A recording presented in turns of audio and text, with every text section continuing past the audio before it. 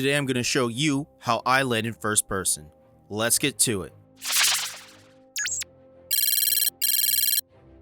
How's it going, citizens? I'm Seer 6, your salty aerospace technician. If you're new to this channel or Star Citizen and you want a better understanding of the basics and how things work in the verse, then consider subscribing and turning on all notifications so you don't miss anything. And to further increase your knowledge of the verse, be sure to check out other videos within my channel. They're all here to guide you to success. So if you have seen my hover mode guide, then you already know that I did not emphasize on relying on third person. The reason why is because I made visual aids that allow me to know where the center of a top-down hangar was. Once you find and memorize them, landing should be a bit easier.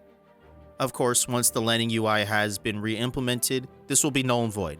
But until then, if you would like to learn how to land in first person, then I would encourage you to watch this till the very end. So the best way to make a visual aid is to first spawn a ship because it will always be centered on a landing pad. And using the same techniques I showed you in my guide, just strafe up once the hangar doors are completely open, and fly until you're hovering just above the blue force field. Now let's pause and take a look at this still image of my cat. No, wrong cat, fool. That's better. So these two highlighted areas in the flight deck and on the rim of the door structure are my visual aids. Once these objects are relatively close, but not touching, then I know I'm in a relatively safe spot to place the ship in the hangar. Since the cat is an asymmetrical ship, I know I need to hug the left side of the hangar to land in the center. The next ship I'll use is the Vanguard Warden. Same with the cat. Once in position, I use these objects. These are my aids, so I know when I'm in a safe position to land. And for the final ship, I will use the Constellation. Here are my visual aids to put this ship in a good location. And as an added bonus, I'll leave you with this tip. The main thing I have seen people do is enter hover mode way too high above the landing pads in general. Instead, do yourself a favor. Paint yourself a picture of the landing pad. The reason I get extremely low is so I can line myself up right over the hangar. This is another reason why I just don't need third person. Flying over the hangar gives me a mental image of where it is.